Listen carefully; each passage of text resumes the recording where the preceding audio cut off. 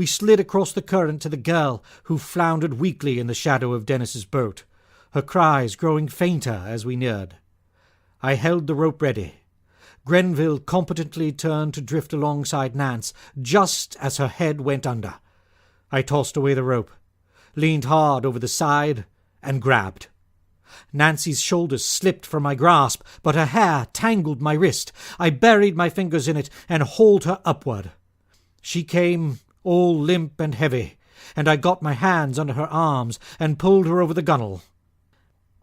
Nance fell to the bottom with a wet slap, her skirt in shreds, her legs cut and bleeding. Her eyes were closed, her skin cold and clammy.